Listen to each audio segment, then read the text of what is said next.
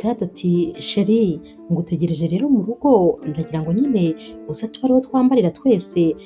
Banguka rwose maze urebe ibintu naguze byacu twembi. Naguze nyine amatisheti asa iyanjye n'iyawe meza cyane. Ndakubwiza ukuri nuza kuyambara abantu rwose nibakubona muri kiriya kirori bose baraza gusigara rwose amagambo yashize ivuga. Banguka ahubwo maze wambare. Peggy ati sheri ahubwo ntabwo wakabaye ukiri mu rugo, banguka kubera ko ngiye rwose ndi kujyayo, ndi hafi kugerayo. Gad ati hoya, ati none se sheri urumva uri buhindurire ku kazi? Ntabwo bishoboka, wakabaye nyine uza ukabanza ukambarira hano. Peggy ati umva sheri ibintu ndi kukubwira ntabwo uri kubisobanukirwa, narangije kwambara rwose kandi ndaberewe nta kibazo, ahubwo nawe ambara maze uze tugende. Ubwo kandi Peggy ahita yikopera telefone maze Gad agasigara ababaye ati ntabwo mbyumva ukuntu rwose Peggy aba ahise ankupa maze ngasigara nivugana. Gad rero ahita yambara maze akagenda nyine yerekeza kuri biro kuko baba bafite ikirori, baba biyemeje bose kwambara amajinsi ndetse n'amatisheti. Noneho kandi baba bagomba kuza nyine bari couple, buri umwe akaba yambaye tisheti yanditseho izina ry'undi. Gad rero agerayo maze agahita ahura na Vera kuri esikariye, aramubaza ati wigeze umbonera Peggy? Vera ati Peggy kandi yambwiye yuko we rwose yaje kare, ndakeka ahubwo yaba yageze hano. Gad rero aba ahagaze ari kwibaza ati ariko se uyu mukobwa yahitiye hehe igihe yambwiriye ngo araje, ubu ntabwo aragera hano koko? Arakibaza ibyo maze agahita abona Peggy arinjiye ari kumwe n'undi musore ndetse rwose banambaye amatisheti asa.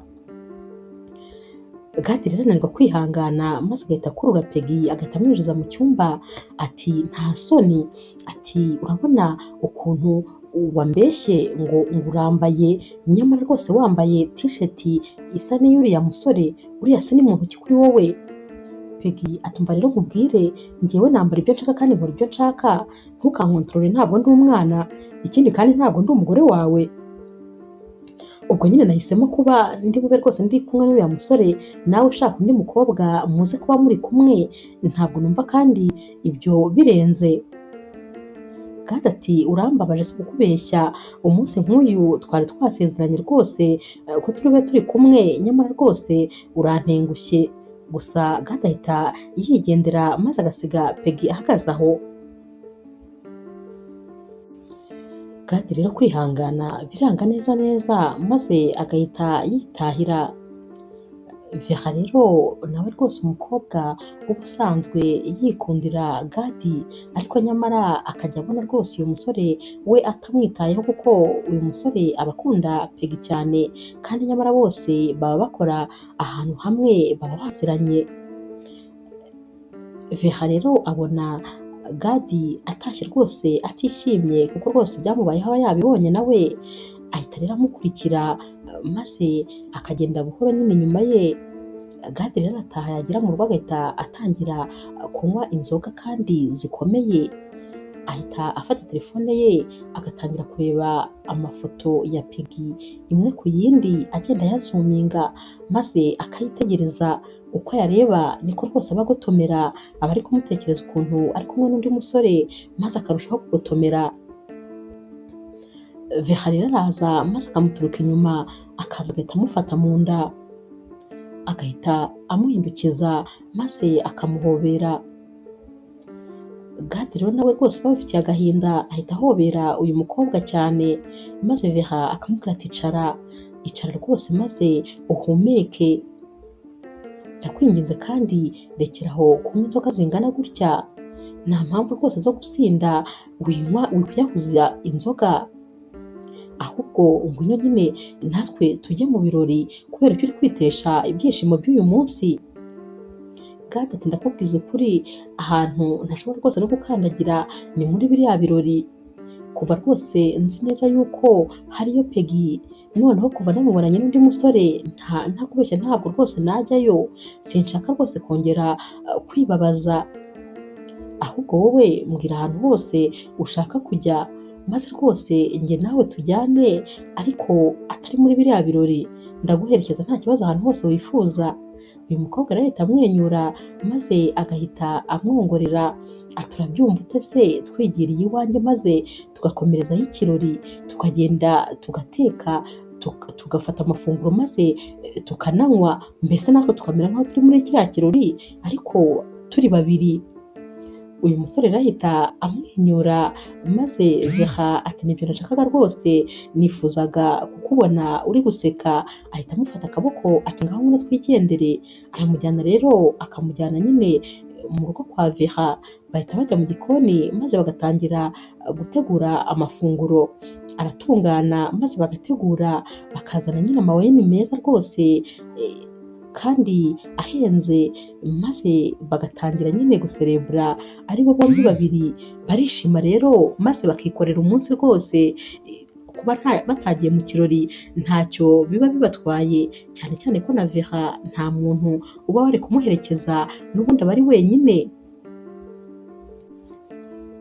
Vera rero ndetse na Gadi bava ku meza maze bakajya gusukura ibyo baba bafunguriyeho, barabisoza maze bakajya kuryama.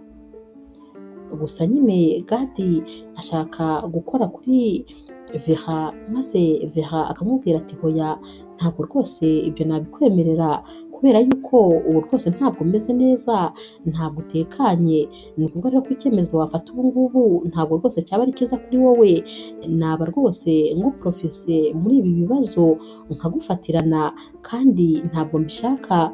Niba rwose uri gutekereza ko unyishimiye cyangwa se wumva umeze nk'umuntu unkunda, ntabwo ari byo, kubera ko nyine ni uko ubabaye. Ibyo bintu byose nabigukundira, ntabwo rwose nabigufashamo, iryamire nyine nanjye ndyame, ni uko gusa numvaga ntagusiga wenyine. Gadi rero yumva rwose uyu mukobwa yatekereje kure maze agahita amubwira ati urakoze kungarura, ahari koko wabona nari ngiye kwibeshya. Vera rero na Gadi bararyama maze bwacya mu gitondo Vera akareba kuri telefone ahita asanga nyine yakererewe, maze agahita abyuka yihuta akambara maze agahita ajya ku kazi.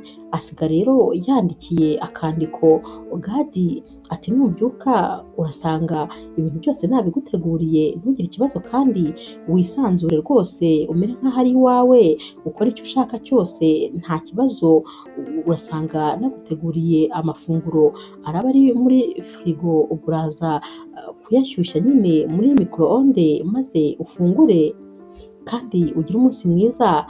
Sinabura kandi kugushimira ko rwose kuva ejo kugeza uyu munsi wabashije kuba uri kumwe nanjye, uwo mwanya rero rwose twamaranye nawishimiye cyane, wakoze kuba iruhande rwanjye. Gadi rero nawe arabyuka maze agahita asoma aka kandiko maze akamwenyura.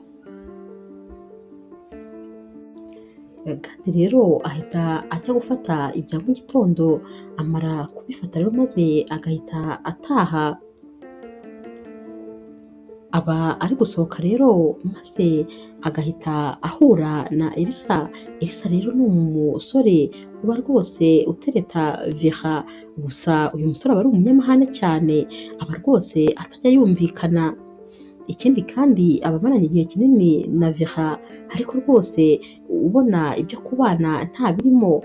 Vera rero aba asigaye atakimwiyumvamo neza, kuko abona rwose ari uwo kumutesha igihe. Uyu musore rero abona Gadi ari kurenga maze umujinya ukamwica, arakomanga akabura umuntu umufungurira kubera ko nyine Vera ntabwo aba ahari. Aragaruka rero ku mugoroba maze agahura nyine na Vera atashye, ahita amubaza ati uriya musore waraye hano ninde? Vera atumva rero nkubwire, ntabwo rwose ushinzwe kumenya umusore uwo ari we wese nzavugana nawe, ubu rwose ntabwo nifata nk'umuntu ufite umusheri, ubu uwantereta wese namwemerera kugira ngo nyine uzajye unyobora uko ushaka, ni uko ugomba kubanza kunyambika impeta, naho igihe rwose urutoki rwanjye rucyambaye ubusa nta kintu ugomba kumbwira kuko nta burenganzira umfiteho.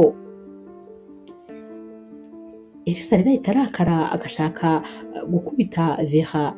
Vera ati nkubita nyine, nibyo byonyine uzi gukora, umugabo nyine uzi gukubita abagore gusa, urumva ko nawe rwose ntacyo uri cyo, nta muntu w'umugabo ubundi wakabaye akubita umugore, kuko umugore nyine ni umunyambaraga nkeya, wakabaye ukubita abagabo bagenzi bawe mukanarwana. Ubwo rero kuko wumva aricyo ushoboye nyine, ngaho rwose nkubita. Uyu musore rero abura ikintu akora maze agahita asohoka n'umujinya mwinshi. Ku rundi ruhande ariko Peggy we rwose ahamagara Gadi maze akamubwira ati umbabarire rwose ku byabaye ejo hashize, ati narakubabaje ndabyumva ariko umbabarire. Gadi rero uba ukunda Peggy nta n'umwanya wo kubitekerezaho rwose aba afite, ahita amubwira ati ndakubabariye nta kibazo, maze bagahita bongera nyine umubano wabo ugakomeza uko byari bimeze, bakongera bakajya nyine bahamagarana basurana byose nyine nk'uko byari bisanzwe. Hashira iminsi mike rero maze Gadi agahamagara Peggy ati ndagushaka cyane byihutirwa mu rugo. Peggy rero aramubaza ati none se ni amahoro? Gadi ati cyane rwose ni amahoro, uze kundeba ndagushaka. Peggy rero kuko araza maze akagera mu rugo kwa Gadi, ahita yihuta ajya mu cyumba, maze yagera agasanga ntawe uhari, arebera muri dushe akamubura, akarebera mu gikoni akamubura, agatangira kumuhamagara ariko rwose ntamubone. Agaruka rero muri salo, maze yakwitegereza neza agasanga muri salo hari imeza idekoye n'indabo, iteretseho rero amacupa abiri ya wayini ndetse n'uturahure. Ahita abona rero Gadi aturutse mu kindi cyumba, maze akamubaza ati ariko se sheri uyu munsi turaserebura iki ko mbona rwose wateguye nk'aho hari ikintu tugiye guserebura? Gadi ati ndifuza ko rwose twaserebura urukundo rwacu, nicyo kirori gihari. Peggy rero aratangara ati urukundo rwacu, ati ubwo se ibyo ni ibintu birenze kuko byo gukorera ikirori? Gadi ati yego birarenze, ndetse kuri njye rwose mbifata nk'ikintu cy'agaciro. Gadi rero ahita apfukama maze agahita azana impeta aba afite inyuma ye nyine, amaboko aba yahishe inyuma, maze agahita akurayo nyine akantu karimo impeta, agahita ayifungura maze akayishyira imbere ya Peggy ati wakwemera se ko twabana iminsi yose dusigaje kuri iyi si? Peggy rero ahita areba Gadi mu maso ati ariko uri kwikinira, ati ibintu uri kuvuga ni ibiki? Ahita amwaka nyine aka kantu karimo impeta maze akagafata mu ntoki, yarangiza akongera akagapfundikira, aramuhagurutsa maze akakamushyira mu biganza ati Gadi ibi rwose uri kunsaba ntabwo byashoboka, ntabwo nakubera umugore kubera ko ngiye gufata nka musaza wawe, nka musaza wanjye, ntabwo rero rwose nakubera umugore. Gadi rero ahita arakara ati ariko mu by'ukuri ntabwo uri mushiki wanjye, nta n'icyo dupfana, njye nawe turakundana. Peggy ati hoya njyewe rwose ngufata nk'aho uri musaza wanjye, ntabwo rero ibi byashoboka. Peggy rero akomeza abwira Gadi ati kubera ko utibaza impamvu buri gihe cyose niyo abantu bo muri biro batubajije yuko rwose dukundana, mbabwira ko nta kintu kiri hagati yanjye nawe, ni uko rwose mba numva nta hazaza dufitanye, ntabwo mba numva rwose nzabana nawe. Gadi rero arababara cyane maze agahita amubaza ati none se niyo mpamvu wankoze bya bindi wankoze wa munsi, amasaha make wamaranye n'uriya musore yatumye wibagirwa urukundo wankundaga, yatumye wibagirwa ko rwose njye nawe dukundana kandi dufitanye ahazaza? Peggy rero ati rwose ntabwo ari ibyo, ariko nanone ntabwo rwose njye nawe twabana. Gadi ahita amubwira ati nuko rero warakoze kumpesha igihe rwose, ndagushimiye, warakoze gukina n'amarangamutima yanjye, warakoze kandi kumbabaza, urakoze rwose kunyereka ko ntacyo mvuze, urakoze kuba imyaka yose namaze ngukunda uyifashe ukayihindura zeru. Ahita afata ya mpeta rero akayijugunya hasi, maze agahita yigira mu cyumba. Gadi rero ahita yongera n'ubundi agasohoka akajya hanze, kubera ko rwose aba yabuze amahoro, yabuze icyo afata n'icyo areka. Peggy rero nawe abona Gadi asohotse, maze agahita afunga ku rugi nawe agasohoka. Ahita ahamagara rero wa musore bajyanye mu birori, maze akamubwira ati mbabarira uze umperekeze muri supermarket. Uyu musore ajya gusohoka ngo ajye guherekeza Peggy, maze agahita abona Gadi yaje iwe ameze nk'uwasaze, ahita yongera agafunga maze akajya mu nzu akagumamo. Gadi rero ahagarara ku muryango akajya ahonda urugi ati sohoka, ndabizi ko urimo, sohoka rwose maze unsobanurire neza. Uyu musore rero yanga gufungura akagumamo imbere, ahubwo agafata telefone maze agahamagara Peggy ati mbwiza ukuri, ni iki kiri hagati yawe na Gadi? Ko kuri biro uri kutubwira ngo ntabwo dukundana, ngo ntabwo mukundana, nyamara nkaba mbona rwose yariye Amavubi. Habaye iki? Kuva yatubonana njye nawe buri gihe iyo mubonye mubona yarakaye cyane, noneho rwose aje wagira ngo arashaka kunkubita, n'ubu ahagaze ku rugi ari gukomanga kandi afite umujinya mwinshi. Peggy rero ahita abwira uyu musore ati uramenye ntufungure rwose, kubera ko ashobora kukugirira nabi, yarakaye bikabije. Gadi rero akomeza gukomanga akabura umuntu umufungurira, akazenguruka inzu yose maze akabura aho aca yinjira. Ahita rero afata icyemezo cyo kongera akigendera, kuko rwose ababona nta muntu uri kumufungurira. Uyu musore rero uba uzi ko rwose Gadi agihagaze hanze, aravuga ati ariko ubundi kubera iki ndi kwihisha mu nzu yanjye, ubu nabwo ni ububwa, reka rwose ngende mbonane nawe kubera ko n'ubundi ntacyo nihisha. Arasohoka rero maze akareba hanze, ariko agasanga Gadi ntawe uhari, aramushaka hose akamubura, maze agahita yongera akinjira mu nzu agafunga. Hashira akanya rero akumva umuntu arakomanze, ahita asohoka rwose n'ikibando aba yumva agiye gukubita Gadi. Ahita rero asanga ari Peggy. Peggy ahita amubwira ati ndapfuye noneho, ati ko ndeba se uri n'ibibando, wari witeguye abajura? Uyu musore ati hoya, nari nzi ko rwose ari Gadi ugarutse. Ati ariko kutambwira ni ibiki biri hagati yawe na Gadi? Peggy ati icyo nagira ngo nkubwire ni kimwe, mwihorere rwose mureke, afite ibibazo, nzaba ngusobanurira, nta mwanya mfite, gusa nyine gerageza rwose kugendera kure ye. Peggy kandi ugahita yikatira akigendera rwose atinjiye no mu nzu y'uyu musore. Gusa ikigaragara Peggy rwose aba yaratangiye gukunda uyu musore, ni nayo mpamvu kandi aba yarahakaniye Gadi, akanga yuko amwambika impeta. Umunsi wakurikiye rero Gadi arongera agasubira kwa wa musore, arakomanga maze noneho agasohoka kuko ntabwo aba azi uwo ari we. Uyu musore amara gusohoka maze Gadi agahita amubwira ati nari nje kugushimira rwose ko wanyangirije urukundo, nari nje kugushimira yuko umubano wanjye na Peggy namaze imyaka y'ubuzima bwanjye yose nubaka wawusenye mu masegonda make gusa. Nari nje kugushimira kandi ko rwose watumye ngira umubabaro ungana nk'uwo mfite. Uyu musore rero ahita amuseka maze akamubwira ati ibyo byose uri kunshinja wakabaye ahubwo ari wowe ubyishinja, niba se utarabashije nyine gutereta Peggy kugira ngo rwose umugumane iruhande rwawe, urabindenganyiriza. Niba yahisemo gukunda njyewe kurusha gukunda wowe, ubwo urumva ari amakosa yanjye. Ahubwo wowe isuzume urebe aho ikibazo kiri, urebe nyine naho rwose ufite intege nkeya, ariko witangira kunshinja ko ari njye nabisenye. Buriya impamvu nabisenye bigasenyuka ni uko n'ubundi byari byubakishije byari byubakishije umucanga, ntabwo rwose byari bikomeye, iyo biza kuba bikomeye ntabwo byari gusenyuka.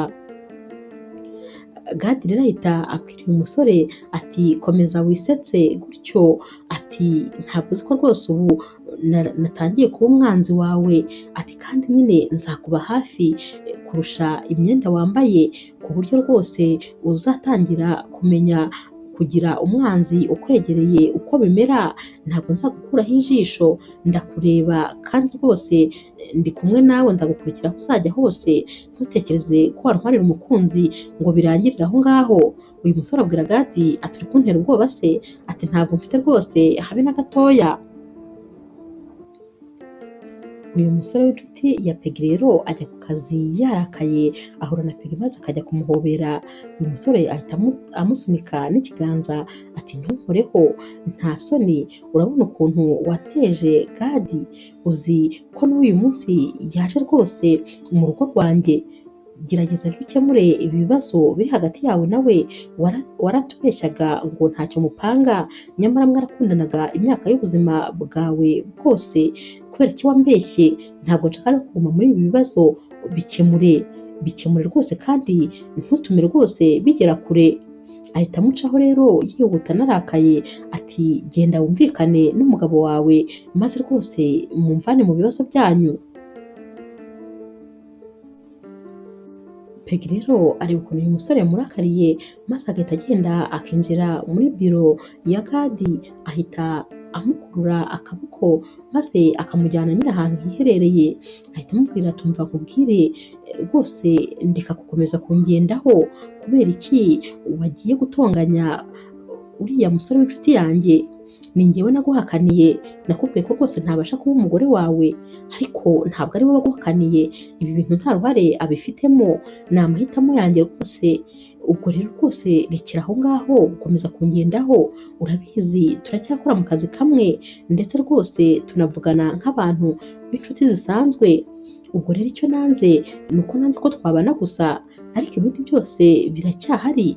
Ubwo rero mbabarire rwose bihagarikira aha ngaha, ariko ubundi ko uri umusore mwiza cyane, kubera ko utajya kwishakira undi mukobwa wazakubera umugore ugukwiriye maze njyewe ukandeka ko njyewe rwose naguhakaniye ko bidashoboka. Ubwo ariko Gadi aba yamuteze amatwi nta jambo na rimwe yigeze amusubiza.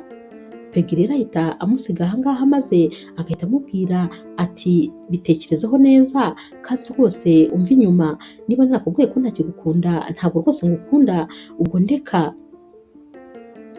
Gadi rero n'ubundi asigara ababaye kuko rwose baba bameze nk'abantu bari kumukora mu gisebe n'ubundi. Hashira iminsi rero Vera aba yaje gusura Gadi bari kwiganirira, Vera rwose yiryamiye kuri Gadi bari kwinywera akajuisi. Peggy rero nawe ahita aza akinjira atakomanze, azanye nyine ibintu aba yaguriye Gadi, ahita asanga bicaye rwose bameze neza, Vera aryamye kuri Gadi. Peggy rero ahita ababwira ati ndabona rwose mumeze neza, ndabona mwishimye, ati kandi rwose ndabona muri mu bihe byanyu byiza. Gadi rero kugira ngo ababaze Peggy ahita amubwira ati ati uravuga uyu musheri wanjye, ati turaryoshye rwose tumeze neza, agahita amusoma mu gahanga ari nako kandi amwiyegamiza mu gituza cyane, ati tumeze neza cyane rwose. Noneho kandi Gadi aba ari no guseka. Peggy rero ahita abwira Gadi ati nari nkuzaniye ibintu nari naguhahiye. Gadi ati ntabwo ariko ni ukuri wagombaga kwigora, kubera ko rwose sheri wanjye Vera yari yabikoze, ubu firigo iruzuye neza rwose, ibintu byose yabiguze kandi yananteguriye nta kibazo mfite, ariko nanone kubera ko nyine wabizanye nta kibazo urakoze. Peggy rero ahita avuga ati reka mbijyane njya kubibika. Gadi ati hoya byihorere, umukunzi wanjye arabijyana, aba bari kumurisha nyine umutima. Vera rero ahita ahaguruka maze agafata bya bintu Peggy aba azanye akabijyana, amara kugenda maze Peggy agahita yegera Gadi ati none se ati mwarakundanye bigeze kure ku buryo rwose usigaye unamureka maze akarara hano? Gadi ati hari ikibazo se ubibonamo? Ati si sheri wanjye se? Ati rwose ashobora no kwamara ukwezi yabishatse, ubwo burenganzira arabufite. Peggy rero agakomeza agiye kuvuga andi magambo maze agahita abona Vera aragarutse, ahita rero aceceka maze Vera agahita amubwira ati niba rero rwose wari ukiri hano wakwicara nta kibazo maze nkakuzanira icyo kunywa. Peggy ati hoya kuko rwose aba afite isoni no kumva atari bwicare imbere y'aba bantu aba ari kubona bibereye mu rukundo, maze agahita ababwira ati nari ngiye n'ubundi nuko nari nciye hano nyine kugira ngo muzanire ibyo bintu nari mpashye, ariko ndi kwihuta nta kibazo nimusigare muryoherwa ndabona rwose mumeranye neza. Gadi rero aseka ati urakoze cyane. Nyuma y'iminsi rero baba bari ku kazi, ubwo ni Gadi ndetse na Peggy bahurira rero aho banywera agacyayi maze bakicarana bari kunywa bose, aba nyine ari mu karuhuko ka saa yine. Peggy rero abwira Gadi ati ndabona rwose wishimye, uzi ko no mu maso yawe usigaye neza uhora useka, wagira ngo nyine watomboye mu mikino y'amahirwe, wagira ngo watomboye nk'amafaranga menshi. Gadi rero ahita abwira Peggy ati nibyo se uri kuvuga? Ati agaciro rero ngewe mpa rwose uriya mukobwa karenze ako kuba natombora mu mikino y'amahirwe, kuko we rwose niwe mahirwe ya mbere nagize. Peggy ati uri kuvuga nde? Gadi ati ndavuga Vera. Ati Vera ni umukobwa mwiza cyane, kuba ndi kumwe nawe rwose numva nishimye cyane, numva nyine ari amahirwe akomeye nagize mu buzima kuba mufite. Ati rero rwose nsigaye mpora nishimye kuko mba hafi kandi rwose anyitaho, nta kintu rero cyatuma mba mfite mu maso hijimye kandi mfite umukunzi utuma mpora nkeye mu maso. Peggy rero ahita amubwira ati ndabyishimiye rwose kandi ndakwifuriza ko urukundo rwanyu rwakomera. Ati kandi mbona nanone Vera akunda cyane. Gadi ahita amubwira ati ibyo kuba nkunda cyane byo ntabwo mbizi, gusa ngewe nzi ko mukunda, ariko no kuba nkunda nyine ubwo nabyo tuzabibwirwa n'iminsi uko izagenda ihita, gusa njye ndamukunda kandi ndamwishimiye. Gadi rero ahita abwira Peggy ati nagira ngo kandi ngusabe imbabazi kuba rwose naragiye kubangamira umukunzi wawe, umbabarire nanjye sinzi uko byangendekeye. Peggy ati nta kibazo, ibyo ni ibyahahise kandi nawe yarakubabariye, ibyo byararangiye rwose. Gadi rero ahita amubwira ati murakoze cyane, ubu nanjye mbitekereje mba numva nisetse, nibaza ukuntu byari byangendekeye maze bikanyobera.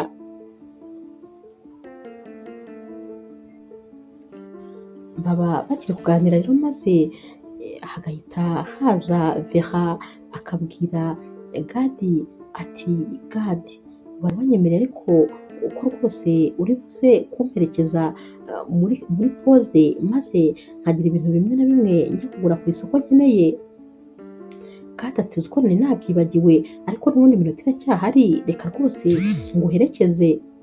Arahaguruka rero kugira ngo amuherekeze maze Peggy agahita amubwira ati hoya wikwigora, nanjye n'ubundi nari ndi muri izo nzira, reka mukujyanire nta kibazo, ubwo rwose ndanamugarura ntuhangayike.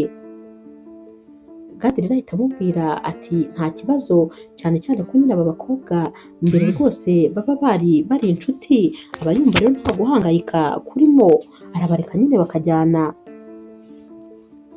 Bagera mu nzira rero maze Peggy akabwira Vera ati reka nkubwize ukuri, ati Gadi aragukunda kurusha uko nabitekerezaga, ati rwose ubu ngubu asigaye yishimye cyane, aranezerewe ko muri kumwe mu rukundo. Vera ati ariko ubundi kubera iki wakomeje kugenda unyegereza Gadi cyane wagira ngo bigende bite? Peggy ati nyine impamvu nakomeje kumukwegereza nuko nyine nagira ngo abantu bose bamenye yuko njyewe ntakundana na Gadi kuko rwose nabonaga basigaye bankeka kandi sinashakaga ko ibintu bisakuza ngo njyewe nkundana nawe. Ati ubwo rero niyo mpamvu nashatse ko rwose ari wowe mujya mu rukundo maze bikaba aribwo bimenyekana.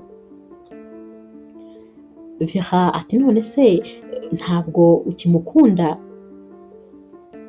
Peggy ati ibyo reka tubyihorere, gusa nyine ndabizi ko wowe ufite amahitamo abiri, ufite Elisa wirirwa kwirukaho, ufite na Gadi nawe ugukunda cyane, gusa nyine ukwiye guhitamo neza. Njyewe nguhitiyemo wahitamo rwose Gadi kuko ni umusore mwiza witonda, ntabwo ashobora kugukorera nk'ibyo Elisa ajya gukorera. Ntabwo rwose we yagukubita, ntabwo kandi yakugirira nabi, uriya musore aritonda cyane. Vera rero ahita abwira Peggy ati nahanjye ho kubitekerezaho maze ngafata icyemezo neza nitonze, gusa nanone ku byerekeye Elisa bwo rwose mba numva naramuhaze kuko uriya musore yarangeze ahantu. Peggy rero ahita amubwira ati ufite amahitamo rero rwose uzahitemo neza kandi njyewe ntumpangayikire, nta kibazo rwose, humura ntabwo nzagaruka mu nzira yanyu. Elsa rero ahamagara Vera maze akamubwira ati ndagushaka rwose kandi byihutirwa. Vera rero ahita yumva rwose atazi ikintu uyu musore aba agiye kumubwira, ahita atekereza ati se yaba noneho yafashe icyemezo cyo kunyambika impeta ko namubwiye ko azongera kumvugisha ari uko rwose afite gahunda yo kunshyira mu rugo. Ajyayo rero maze akajya kumureba. Elsa rero ahita atangira rwose gufatirana Vera akinjira ataranicara, agatangira kumusoma ashaka rwose no kumuterura ngo amujyane mu cyumba. Ati ngwino nari ngukumbuye, hari hashize iminsi myinshi. Vera ati nicyo mpfa nawe, wowe uba wumva ugomba kunkemuza ibibazo byawe gusa, nyamara rwose kunyambika impeta cyangwa kunsaba ko twabana byarakunaniye. Niba wumva unkeneye ukaba wumva kandi ari njye wawe, kubera iki utanyambika impeta ngo ngire umugore wawe ku mugaragaro, maze rwose ujye umbwira ngo ukore ibyo ushaka byose ariko ndi umugore wawe? Ibi ndabirambiwe, uyu mubano rwose sinawuvamo, ndashaka rero rwose ko umenya icyo ushaka mu buzima.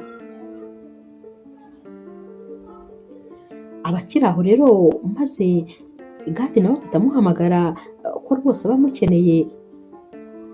Vera rero ahita amubwira ati ndaje byihutirwa, ahita agenda rero akajya kumureba. Elsa rero aramukurikira ariko Vera atabizi, maze akareba aho yinjiye. Aragenda rero akibonana na Gadi bagahita bahoberana rwose bagasomana. Vera we aba ashaka nyine kuzahitamo muri aba babiri uwo bazabana, nyamara ariko rwose Elsa nta mugabo n'ubundi uba umurimo, aba ari umusore ushaka gusa kwiryohereza na Vera, ariko nyamara nta gahunda rwose aba afite. Elsa rero abona ko rwose Vera yari agiye kureba undi mugabo maze agahita arakara, ahita asubira mu rugo maze agafata utuntu nyine twa Vera tubayo twose akadushyira mu kavarizi akagatereka muri salo akiyicarira. Vera rero ava kwa Gadi maze akagaruka kwa Elsa kuko baba batarangizanyije nyine kuvugana. Ahita asanga varize iri muri salo maze akabaza Elsa ati ibise kandi ibyo ni ibiki? Elsa ati nakubonye nyine yuko ufite undi mugabo, uragenda ukajyayo nyine mugakora ibyo mukora, mwasoza ukazana hano, maze hakaba n'igihe ngewe nyine unyangira kubera yuko ubuze yuko wifitiye uwundi. Njyewe rero nahisemo rwose ko wakwigendera kubera ko n'ubundi icyo wari umariye cyari icyo, njye nta gahunda mfite rwose yo kukugira umugore ngo tubane.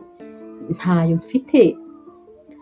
Veha rero yumva ibi bintu uyu musore aba ari kuvuga maze agahita amubwira ati icyakubwira ko rwose nanjye burya narangije kuguhaga kera kuko nabonye nta mugabo ukurimo, nabonye n'ubundi icyo ushaka ari ugukomeza nyine kwishimisha nanjye gusa nta yindi gahunda ufite. Ahita rero yifatira valize ye maze agahita yisohokera. Hashira iminsi rero Gadi na Veha bibereye rwose mu rukundo. Veha aba yararetse Elisa, yaramuretse burundu, asigaye nyine yibereye kumwe na Gadi gusa kuko aba yarabonye ko uyu musore wundi nta gahunda afite. Veha rero aba yagiye kuri hoteli, hari umushuti waba yagiye kureba w'umukobwa, baba bicaye rero mu cyumba bari kuganira maze Gadi akamuhamagara akamubwira ati nari nagiye kukureba mu rugo iwawe ndakubura, wagiye hehe? Veha rero ahita amubwira ati ndi kuri hoteli, akamubwira izina ryayo, ati hari umushuti wanjye twari turi kumwe, waza rero ukandeba nta kibazo rwose, ati kubera ko n'ubundi ni hafi y'iwanjye. Gadi rero ahita amubwira ati ndaje kuko ndagukumbuye cyane, ndumva rwose nshaka kukureba mu maso, mba numva nkumbuye rega no kureba iyo nseko yawe, ndagukumbuye cyane. Veha ati nanjye mpora ngukumbuye mukunzi, urabizi nyine ni wowe mba ntekereza isegonda ku yindi. Uyu mushuti rero wa Veha abona avuye kuri telefone agahita amubwira ati uwo ni Gadi kandi mwavuganaga? Veha ati cyane. Uyu mushuti we ati nyamara ngewe rwose mba numva bimpangayikishije, mba mbona utakabaye ugumana na Gadi kubera ko rega Peggy aracyamukunda kandi urabizi nyine Peggy nawe yari inshuti yawe, ubwo se koko urumva ibyo bintu bizavamo? Veha rero ahita abwira uyu mushuti we ati niba ari ibyo rwose ntuhangayike, Peggy niwe wanyihereye uburenganzira, yambwiye ko atagitekereza Gadi, afite rwose undi mukunzi, ubwo rero nahise mfatiraho nyine, ngewe urabizi nta burangare, umusore mwiza witonda kuriya w'umwana mwiza ntabwo ngewe yancika, rero wihangayika rwose nta kibazo kirimo, ndamukunda kandi cyane nawe arankunda, urebye rega n'ahantu bigeze nta garuriro rwose rihari kuko twese turakundana kandi cyane. Veha rero ahita abwira uyu mushuti we ati ahubwo reka nyine mpindure imyenda kugira ngo umurebe kuko rwose ari hafi kugera hano. Ahita ahindura imyenda maze akambara neza cyane, utwenda turi kuri taye rwose tumugaragaza neza kandi dukeye. Amara kwambara rero maze yareba kuri telefone agahita avuga ati ahubwo ndabona Gadi ari kumpamagara. Umushuti we ahita amubwira ati mwitabe. Gadi rero ahita amubwira ati ndi muri parikingi waza ukandeba. Veha rero ahita abwira umushuti we ati ndaje, reka mbanze murebe gato ni ukumusuhuza gusa, humura ntabwo dutindana. Umushuti we ati nta kibazo. Veha rero ahita amanuka akajya kureba uyu musore. Aba akigera rero aho yamurangiye muri parikingi maze agahita asanga uyu musore rwose arapfukamye, afite impeta mu ntoki. Veha bakimubona maze agatangira agasakuza, akabyina, akishima, agaseka, amarira akaza, ibintu byose bikamwivangiraho kuko rwose aba yishimye kandi anatunguwe, ntabwo ari ibi aba yiteze. Ahita agenda yiruka rero asanga uyu musore, maze uyu musore agahita amubwira ati mukunzi wanjye kandi wankunze rwose mu gihe nari ngukeneye, wanyemerera se tukazabana iminsi dusigaje kuri iyi si, urukundo rwacu tukarukomeza turi kumwe njye nawe, uremera se ko rwose ari wowe wazambera mama w'abana, wanyemerera se kandi ko wazambera ibyishimo by'umutima wanjye, wanyemerera kunyuzuza? Veha rero we aba yifashe ku munwa nyine yumiwe, yabuze icyo avuga n'icyo areka, aba afite ibyishimo byamurenze. Ahita azunguza intoki rero nko kuvuga ati watinze ahubwo kunyambika iyo mpeta, ndabyemeye rwose. Ahita amuhereza ikiganza maze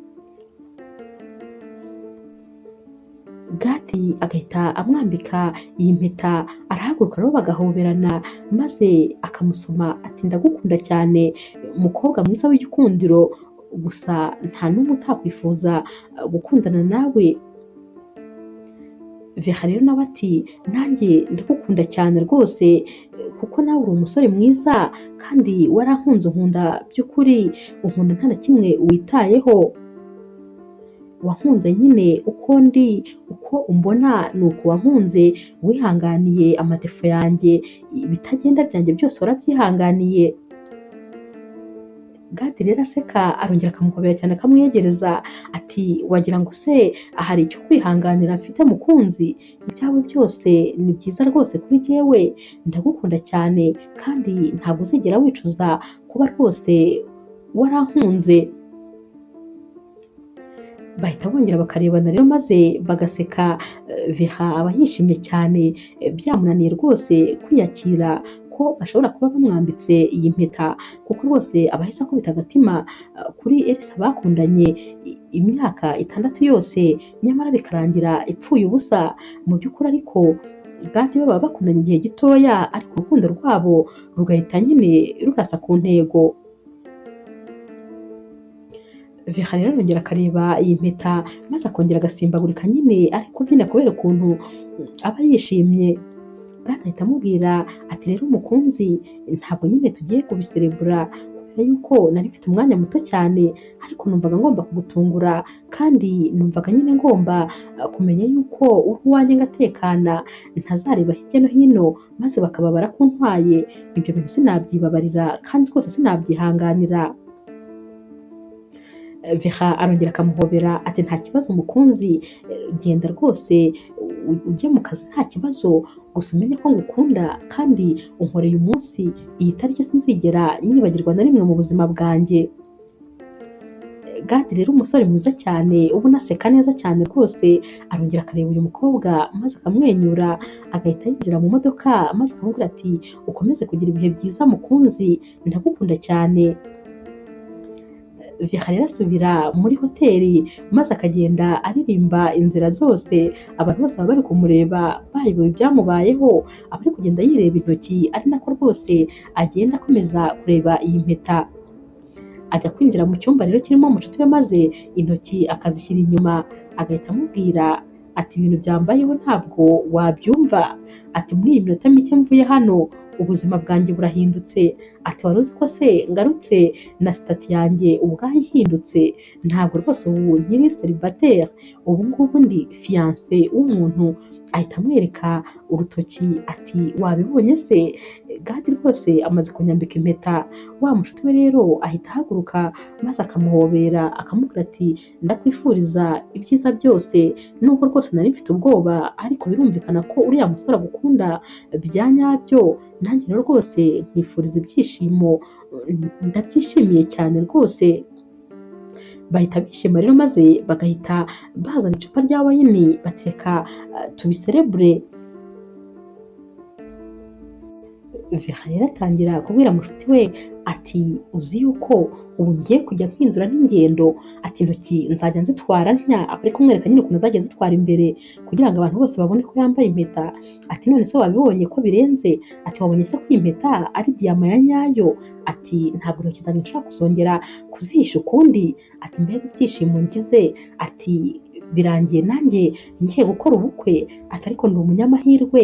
Noneho tekereza umusore ngiye gukora ubukwe nawe, umusore mwiza w'igikundiro, witonda, umusore w'umwana mwiza unkunda. Ati mana wagira ngo rwose ndi bucura kuri wowe, urabona ukuntu uba rwose ugenda umpa ibyiza birenze rwose n'ibyo nagusabye. Aba yishimye cyane rero, arahaguruka rero akabwira umushuti we ati reka njye kuzana ahubwo irindi cupa maze rwose dukomeze duserebure. Amara guhaguruka rero uyu mushuti we rwose uba unaziranye nawe ndetse na Peggy, kuko bose nyine baba bakorana, baba baziranye.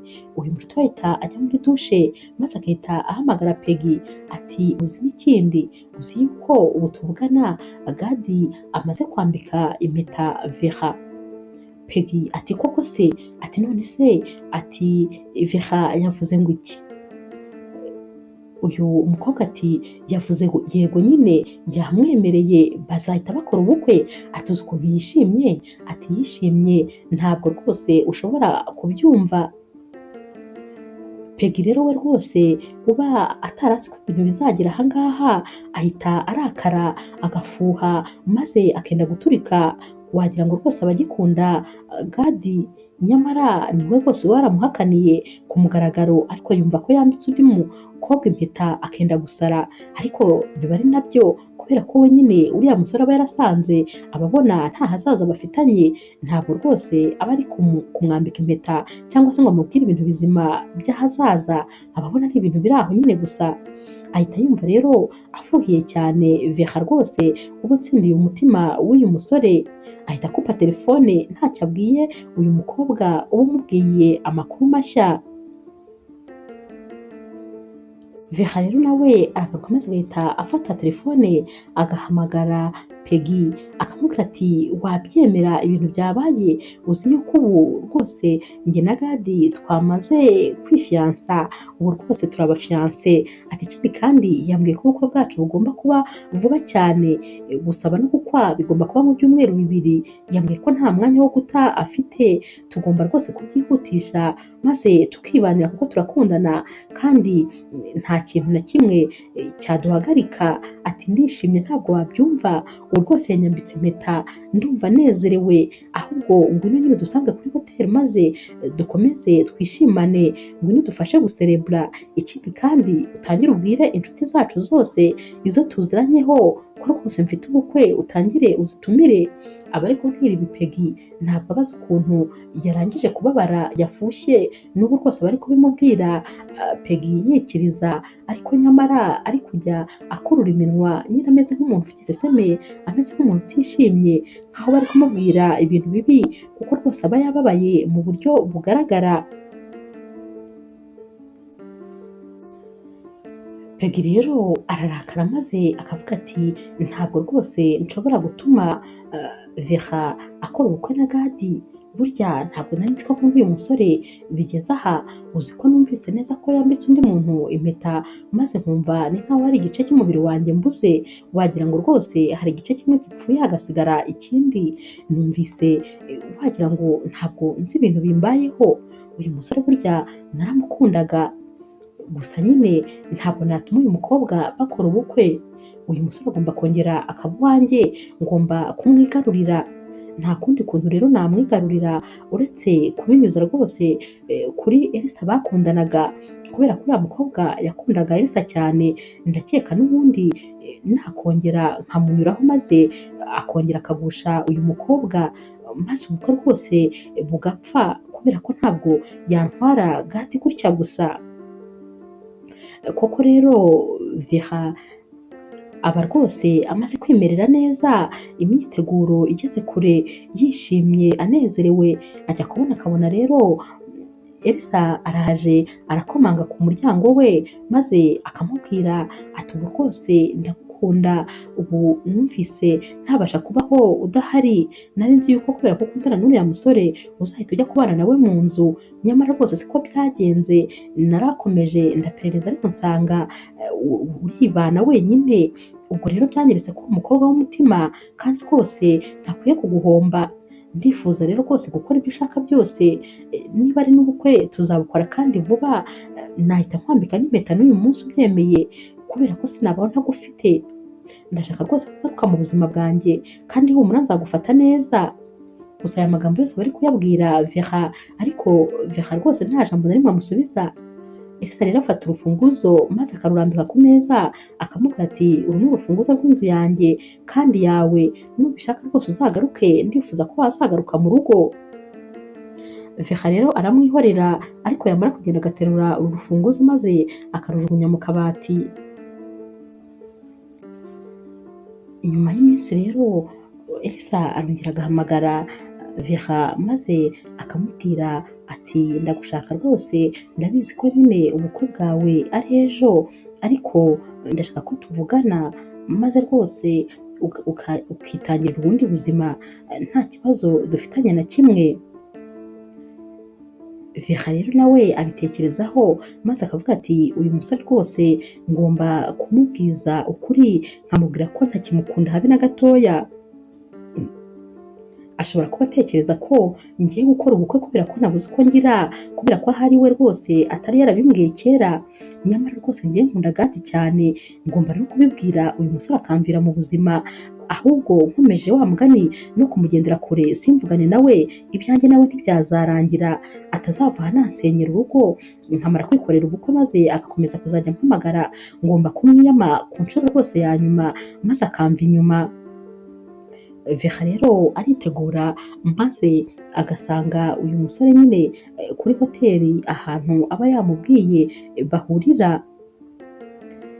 Vera rero abwira Elsa ati ariko ntabwo rwose byari ngombwa ko tuvuganira mu cyumba, nifuzaga ko twavugana twicaye turi gufata akantu ko kunywa kubera ko mfite ubukwe ejo, hagize umuntu umbonana nawe yagira ngo rwose hari ikindi kintu runaka tugiye gukora. Elsa ati humura, ntabwo rwose nagukorera ibyo bintu, ntabwo nakwicira ubukwe, injira nyine tuganire ubundi wigendere ntitumenyeranye se, ntabwo nagufata ku ngufu urabizi ni muri hoteli, ntabwo rwose ibyo byashoboka. Vera rero yinjira mu cyumba maze agatangira kubwira uyu musore ati umva nkubwire, ndashaka ko rwose unyibagirwa burundu kubera ko jyewe ntabwo ngukunda, ubu byararangiye kuva wa munsi dutandukana, nkunda cyane Gadi, ntuzagire ngo nakoze ubukwe kuko nabuze uko ngira, ntabwo aribyo uriya musore ndamukunda cyane ku buryo rwose n'ubu wampaye amahitamo yo guhitamo, ariko nanone narongeye muhitamo, niwe rwose umutima wanjye wishimira, rero rwose ndeka niyubakire urugo neza, nawe uzashaka undi mukobwa mukundana, njye byararangiye, ntuzongere kumpamagara, ndifuza rwose ko unsiba muri telefone yawe. Ubwo ariko baba bari kuvugana ibi byose, naho uyu musore Elsa aba yabaye akibonana na Vera maze agahita afata telefone ye akayishyira muri siransiye. Gadi rero ahamagara Vera ariko rwose Vera ntabimenye kuko telefone nyine iba ari muri sakoshi kandi iri muri siransiye nyine atayumva. Aramushaka rero maze akamubura agata umutwe, ahamagara rero Peggy akamubaza ati nta Vera mwaba muri kumwe? Peggy ati hoya, ahita aza yihuta rero akaza kureba Gadi mu rugo. Arahagera akamubwira ati nubuse ntabwo uramubona? Gadi ati hoya, ntabwo ndamubona rwose kandi nta nubwo ari kumwitaba kuri telefone. Peggy rero ahita amubwira ati hangane humura uri bumubone, gusa nanone nanjye ubu ni umwanya mwiza wo kugira icyo nkubwira. Ati ndashaka kukubwira rwose yuko nicuza kuba naguhakaniye kubana nawe, ndicuza wa munsi wari ugiye kunyambika impeta maze nkabyanga, nabaye ikigwari rwose umunsi ntangira guhisha ko njye nawe dukundana kugira ngo abantu batabimenya, abantu batanseka, nyamara rwose ndi kubyicuza, narikunze ariko nanone ngira n'ubwenge bukeya, ntakubeshye ndagukunda kandi cyane, ndumva ahubwo ntabasha no kwihanganira kukubura, ndagira ngo nkubwire ko rwose ubu nisubiyeho, ndagukunda, ndumva nifuza ko rwose twabana, ndifuza ko wakongera ukanyambika ya mpeta wari ugiye kunyambika maze njye nawe tugakomezanya, cyane cyane ko rwose uruzi rutararenga inkombe utarakora ubukwe. Gadi rero bari kumureba mu maso, Peggy arahaguruka maze agafata ku matama ya Gadi agatangira kumusoma ku itama, ati rwose mbabarira umpa amahirwe ya nyuma, nararangaye nibyo narakubabaje nirangayeho, ariko rwose nasubije ubwenge ku gihe, numva ari wowe mugabo w'inzozi zanjye, ari wowe nkwiye gukunda iteka ryose, none rero nagira ngo nkubwire ko rwose ngukunda. Gadi ati rekera aho ngaho, igirayo ahubwo winanyegera, byararangiye nyine warakererewe, ejo mfite ubukwe bwo gusaba no gukwa, kandi nkunda Vera cyane, umukobwa mwiza w'umutima mwiza wanyitayeho akamba hafi igihe wowe wari wansize, ntabwo rero namuhemukira rwose, ndamukunda kandi cyane. Baba bari muri ibyo rero agahita yumva telefone irasonnye, aritaba maze agahita yumva n'ijwi ry'umuntu w'umugabo, ahita amubwira ati ni wowe Gadi? Gadi ati yego. atumva ati ntabwo wamenya ibintu byabaye, ati umukobwa muzakora ubukwe ejo ari kumwe na ex we mu cyumba cya hoteli, bari kwishimisha rwose, bari kwinezeza. Gadi we rero ahita atekereza ko rwose uyu musore yaba yashimuse umukobwa w'inshuti ye, ahita rero ahamagara polisi ati umukobwa w'inshuti yanjye bamushimuse kandi twari dufatanye ubukwe ejo, nimumperekeze rero tujye kumureba. Ababwira nyine hoteli ariho, maze bagahita bagenda. Ubwo kandi na Peggy nyine ahita amuherekeza. Peggy aba yishimye mu mutima ati nibagende maze bamufatire muri iriya hoteli, bityo nyine biratuma ubukwe buhita bupfa, maze aba ari jyewe nzakora ubukwe na Gadi.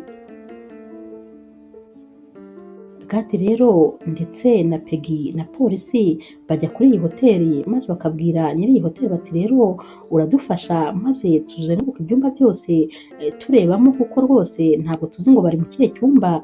Bazenguruka ibyumba byose rero bakomanga, maze bakareba abari muri ibyo byumba. Bagera ku kirimo rero Elsa ndetse na Vera bagakomanga. Elsa rero ahita asohoka n'urufunguzo, maze agahita afungira inyuma akarubika. Bahita bamubwira bati rero hano nyine twagize ikibazo, ati umukobwa w'inshuti y'uyu musore yabuze kandi biravuga ko rwose yaba ari muri kimwe mu byumba by'iyi hoteli, turamushaka rero. Elsa rero abona ko rwose na polisi yabyivanzemo, maze agahita agira ubwoba. Ntabwo ibingibi mu mipango baba barateguye we na Peggy baba barigeze babitegura, baba bazi yuko nyine Gadi azamwifatira ariko hatajemo na polisi, kubera ko nyine kuva hari hajemo polisi byavugaga ko nyine bashobora guhita bafunga uyu musore Elsa. Elsa rero baramubwira bati fungura maze turebe muri iki cyumba cyawe. Bati se ubundi uri kumwe nande? Ati ndi kumwe n'umukopine wanjye gusa. Bati fungura rero turebemo. Ati hoya ntabwo byashoboka, ntabwo mwanyinjirira rwose mu cyumba ndi kumwe n'umusheri wanjye, twari twibereye mu gikorwa nyirizina, ubwo ntabwo mwaza kudutesha. Bakomeza rero kwensista, ariko uyu musore akanga gufungura, ndetse rwose agahita basiga ahangaha akanigendera. Nyiri iyi hoteli ahita ababwira ati mwihangayika, nimuze tugende tujya gushaka urundi rufunguzo, kubera ko nyine hano tuba twashyizemo ebyiri, ubwo rero urundi ruba rwasigaye, nimuze tujye kurufata maze dufungure. Bajya kuruzana rero rwose. Vera nawe uba winjiye muri iki cyumba afite ubwoba, arinjira maze agahita akuraho urufunguzo rumwe ku mfunguzo ebyiri zari ziri mu rugi. Abavuga ati uyu musore wabona rwose anafunze, maze agashaka kumfata ku ngufu nze kubona uko nisohokera. Ubwo rero yumva ibintu biba biri kubera imbere y'umuryango, maze rwose akumva neza yuko umugabo we nyine ashobora kuba nawe ari muri aba bantu.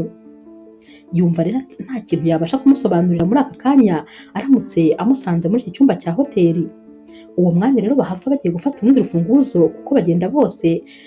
Vera ahita afungura maze agahita yinyonyombera rwose akigendera. Elsa rero aragaruka, maze yaba akigera ku muryango babandi nabo baba bagarutse bavuye kuzana urufunguzo. Elsa rero arafungura, kubera ko n'ubundi nyine Vera we arasohoka agahita yongera agafunga urufunguzo nawe akarujyana urwo aba yari afite. Elsa aba amaze nyine gufungura, maze bagahita baza noneho bagahita binjiramo. Barinjira bakareba bakabona nta muntu n'umwe babonye. Bahita bamubwira bati ubundi se umusheri mwari muri kumwe ari hehe? Akababwira ati nababeshyaga, nagira ngo ndebe nyine ukuntu mwitwara, nari ndi jyenyine rwose. Ababibonye nyine ko nabo binjiye ariko ntibagire umuntu babona, aba yibaza rero ahantu Vera yanyuze kugira ngo asohoke, ariko bikamuyobera. Bahita rero bigendera aba bapolisi ndetse na Gadi, baba babonye ko rwose ntawe uri hano. Baragenda rero maze Elsa agasubira mu cyumba. Peggy rero ahita amusangamo maze akamubaza ati none se mbwira byagenze bite, kubera ko utatumye nyine babafatana? Elisa ati ariko urandeba ukabona ndi igicucu koko, urabona ukuntu wari unkoreye ishyano, ubu ngubu rwose nari kuba ndi kuvugira mu munyururu, bari kunkuraho banyambitse amapingu, ahubwo Imana ishimwe kuko rwose sinzi n'uko yasohotse, sinzi uko yagiye, sinzi n'aho yanyuze, ariko ngeze Imana ndarusimbutse, bari bamfunze neza neza, urabona ukuntu barungushije mu mutego. Peggy rero ahita amubaza ati nibura se ibintu byose wabashije nibura kubirikodinga? Ati ndikodinga iki se, hari ikintu twakoze? Ati nta n'ikintu twavuze nari kurikodinga, cyane ko rwose uriya mukobwa yari ari kunkatira ambwira uburyo akunda umugabo we n'ukuntu agiye gukora ubukwe, ariko unyiyama nibyo nari kurikodinga se, byari kudufasha iki se ubundi? Nta na kimwe byari kudufasha. Noneho Peggy yumva ko rwose nta hantu na hamwe akiboneye uyu mukobwa, kuko aba yumva imigambi ye yose yapfuye, ahita afata isakoshi ye maze agatangira kuyikubitagura Elisa amubwira ati umusore utazi ubwenge gusa, ubu wabuze icyo ukora kugira ngo ibi bintu byemere, ukuntu bakunda uriya mukobwa, ubu nawe baramugutwaye ko ugiye gusigara ukanuye amaso.